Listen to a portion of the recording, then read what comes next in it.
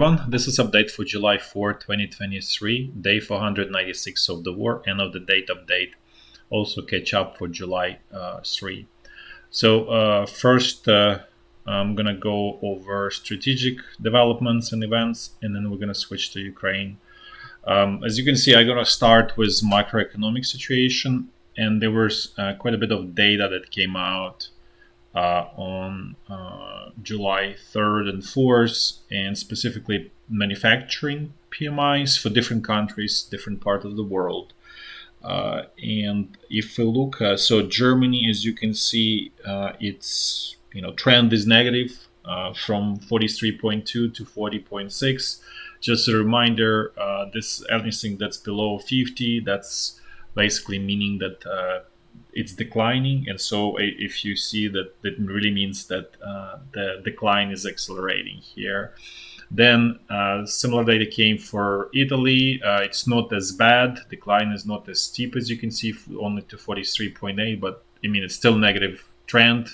There's no change. And then actually French one sort of remains stable, so it's not going down. It's even like picked up tiny bit. So as you can see, it went to 46 from 45.7.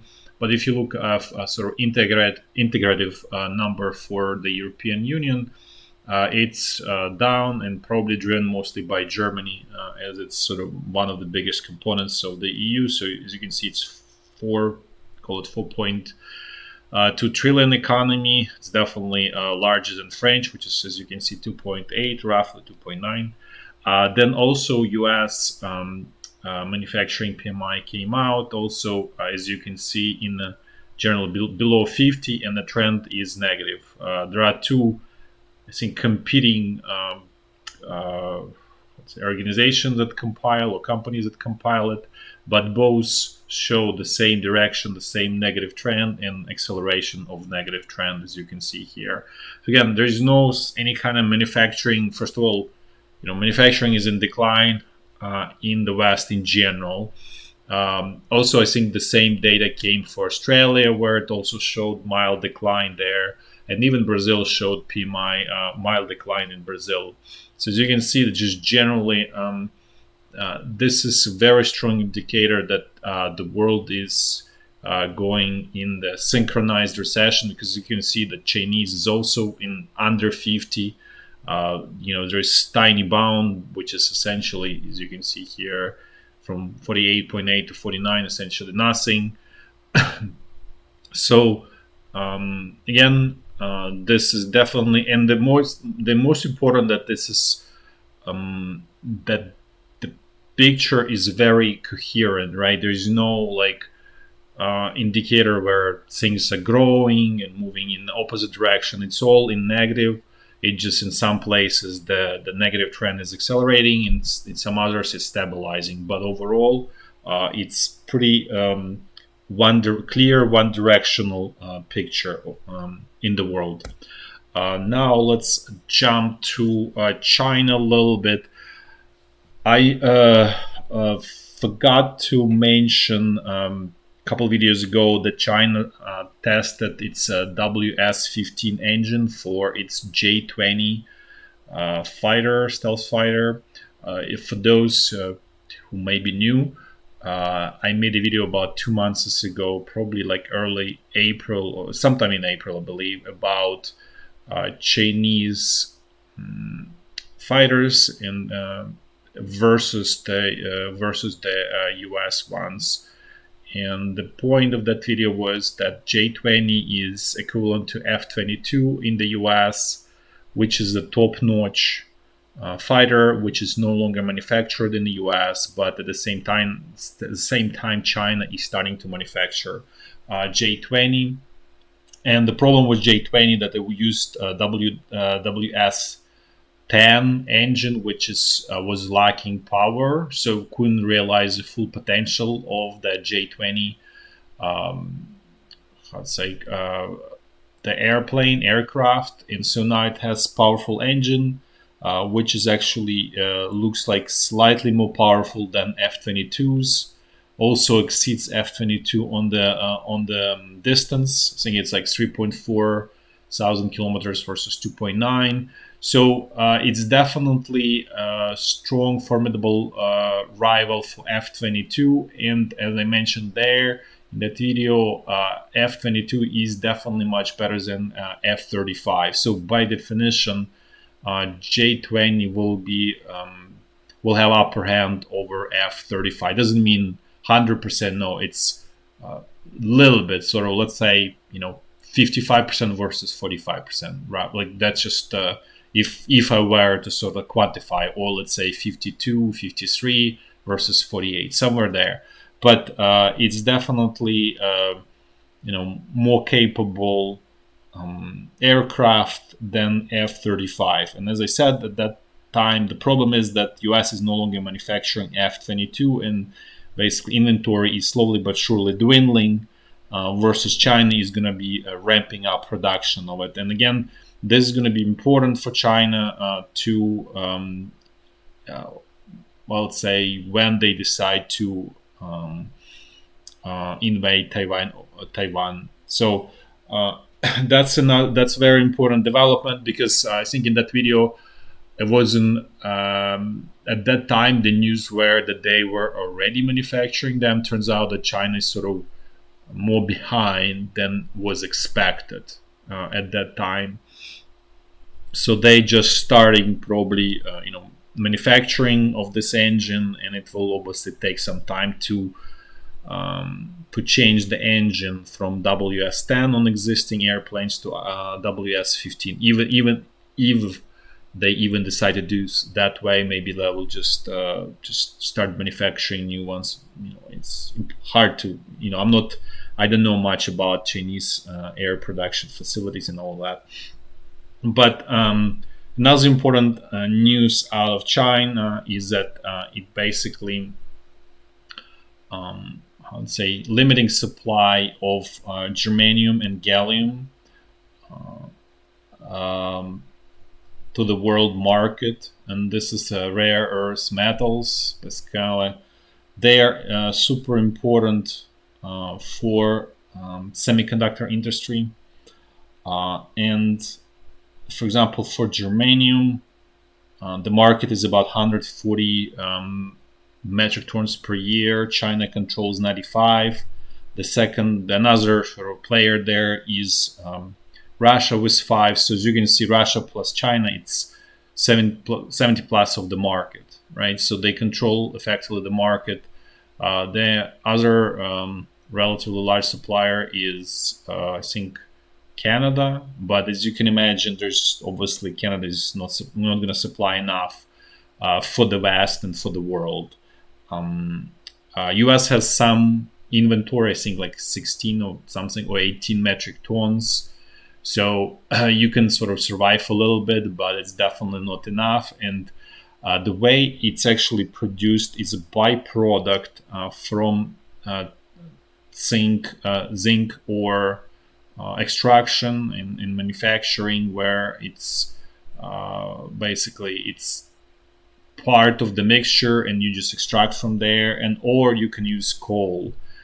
You can extract it from coal as well. In any case, it's nearly impossible to ramp up production of germanium quickly, because as you can imagine, you need to have a zinc production, zinc ores, zinc mines. It takes really long time to just simply build them, even without including the permissions and all of that. So it's definitely 5-7 years lead time. So again, this is going to be very painful. It may not sort of felt immediately, but it's for sure major escalation by China in the conflict.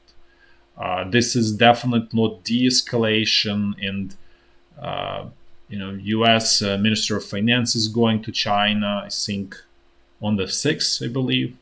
I think you can already understand that whole visit is a moot point. It's just talk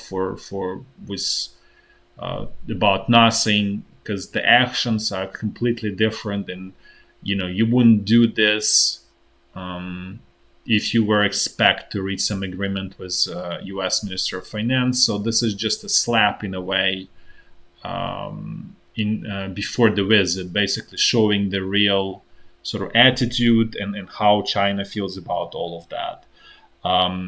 So this is so first.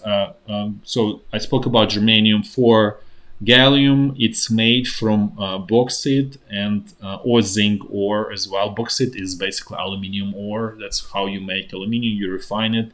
It's basically semi product for refining aluminium, or sort of ingredient for refining aluminium.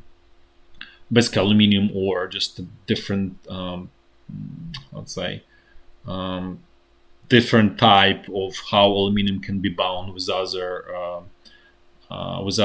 chemicals. But the whole point of it is again that China is. There are different numbers.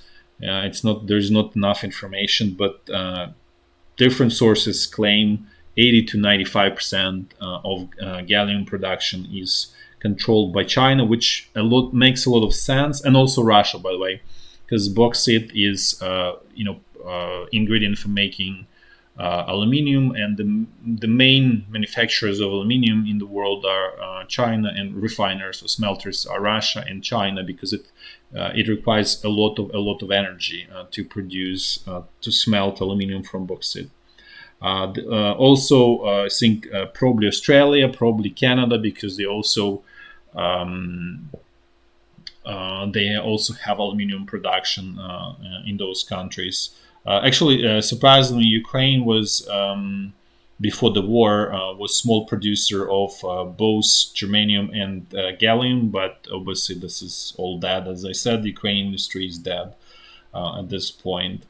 The importance of this, both germanium and gallium, is that they are used for ultra high speed logic chips. So so basically it's like a constructor. So you use silicon as the main sort of tool, but for example, germanium have sort of higher conductivity. So basically, the electrons move faster through it. So that's why they use for ultra high speed logic chips. But then you can make combination like a constructor with silicon, combine them, and it creates more opportunities in terms of developing more interesting semiconductors with different more variety of properties there for more applications. And all of this ultra high speed, as you can imagine, is important for military. It's super important for military applications because speed is what sort of keeps you alive in the war. And the other one is artificial intelligence, because that's what you need, because they need to crank through a lot of data, and so the faster you can do it, the better it is for AI. So the faster you can teach the AI logic in those chips, so in the software basically. And so again, they are super critical, super important.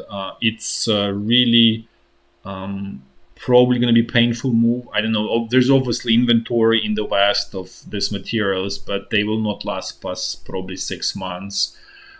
So we may see a lot of sort of problems and difficulties in various areas if these things don't change and they remain the same. In sort of semiconductor manufacturing world, that will affect in many different ways everyone, which is, it's just impossible to predict where it's exactly applied and so on. This potentially the China using this as a leverage to lift the sanctions so that they can get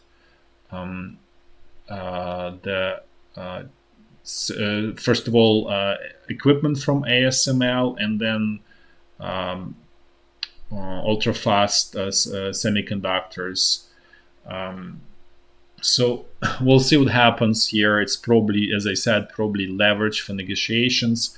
Another sign of escalation between China and the West is that they cancel visit of Josep Borrell, who is head of EU, like minister. So basically, it's like Minister of Foreign Affairs. I don't know what's it's so the names there in the European Union is super confusing. It's like commissioners. Like honestly, reminds me Soviet Union in many ways. But where it's the names, they don't really, they're not clear. And but the point is, he's head of EU diplomacy, and that's quite a sort of slap towards the West, obviously towards EU. But again, you see those two very aggressive, very hurting moves towards West from China, which again is very clear sign of increase in confrontation um, between the two blocks. Also, very interesting information about China and its supply to Russia. So, there's no secret. China is selling a lot of this commercial UAVs or drones, like basically tactical drones like DJI, to Russia and also to Ukraine.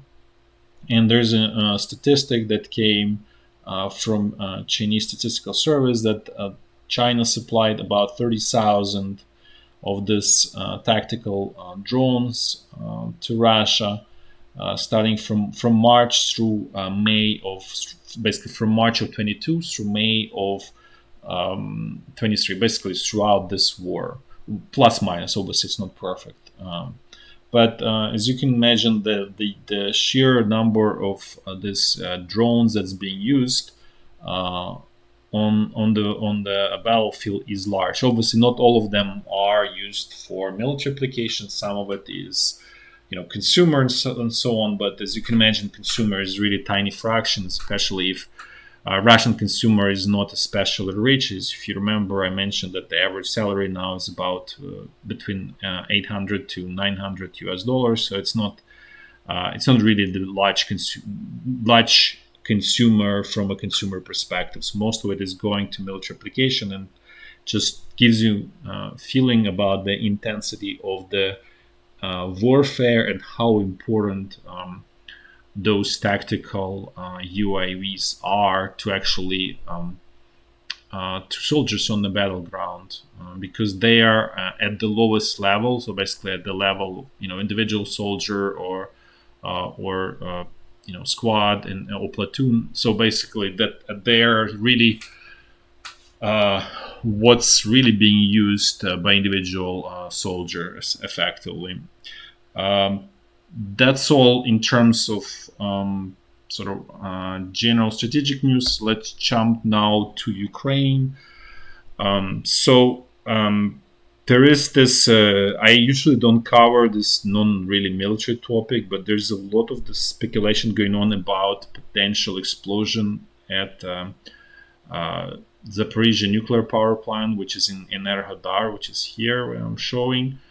So I have no idea what's going to happen, but if this were to happen, the way it's going to blow, the wind's blowing pretty much always west, more or less, a little bit west southwest, and a little bit sometimes west northwest, essentially. So this will all blow towards Europe, essentially, if this somehow gets blown up. So radiation will, obviously it will cover.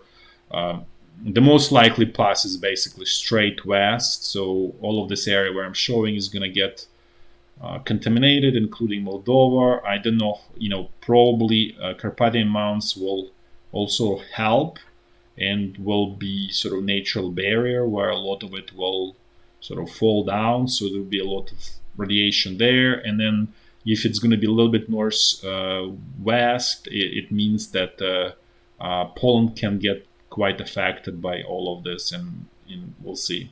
But hopefully nothing like that happens. But if it does, that's kind of like that's how the fallout is going to happen for all of that. Now let's. Oh, and then I forgot one more thing about the Wagner Group. So there were news a couple days ago that Wagner Group stopped recruiting mercenaries into Wagner Group.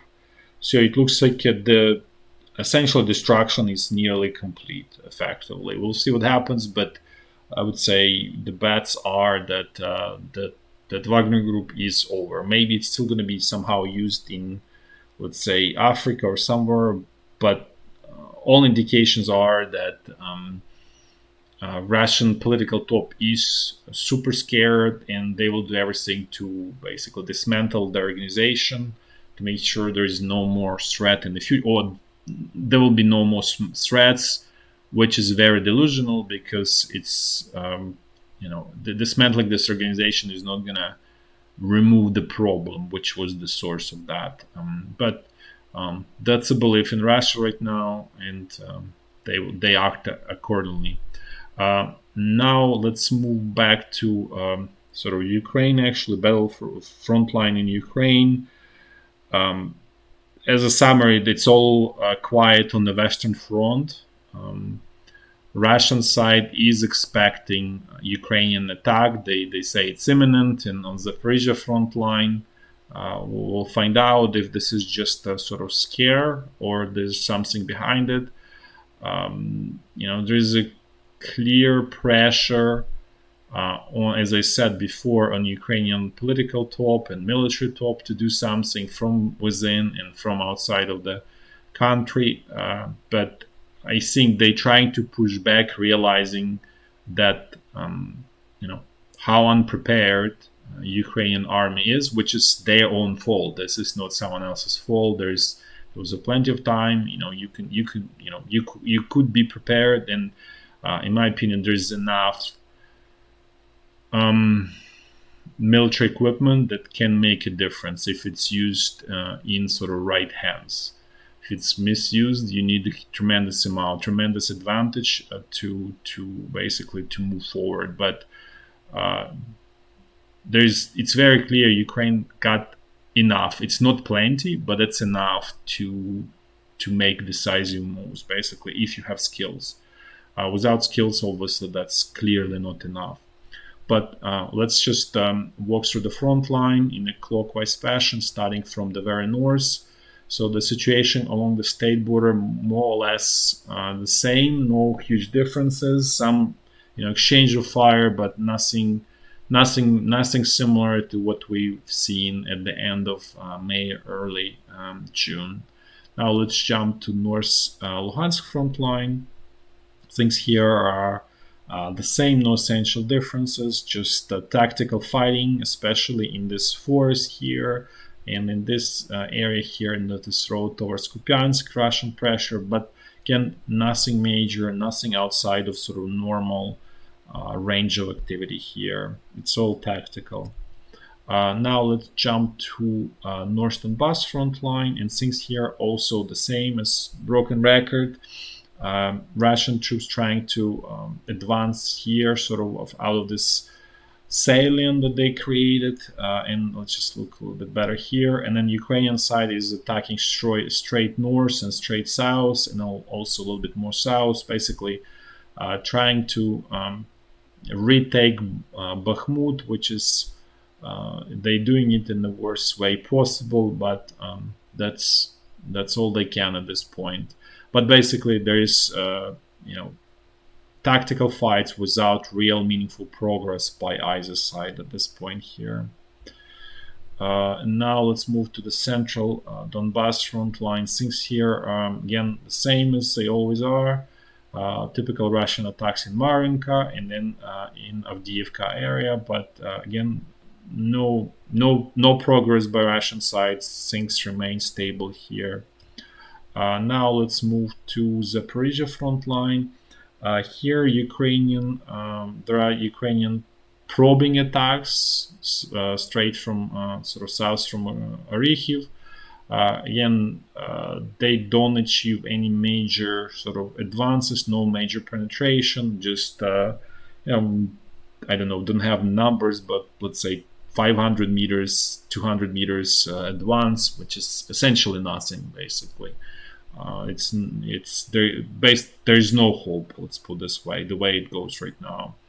Now let's move to this Kherson front line. Since here are the same, Ukrainian side manages to keep the bridgeheads. So far, it's more in defensive position where it's Russian side is attacking Ukrainian side, but obviously unsuccessful, as I said before, and there is no chance that they will be successful. And the question is if and when Ukrainian side is willing to actually expand the bridgeheads, if it's capable to do so, because that's not going to be easy either. But the advantage of Ukrainian side is that it has artillery support on the western bank, which is slightly higher over their over the eastern one, and this is just generally, let's say, with the rivers in this part of the world, that the western bank usually higher than the eastern one, and so there is natural advantage to be on the western bank over eastern, and so you can advance from there. But we'll see if that time comes, and if Ukrainian side will be able to expand from those bridgeheads. That's all for today. Thanks for watching. Till next time. Bye bye.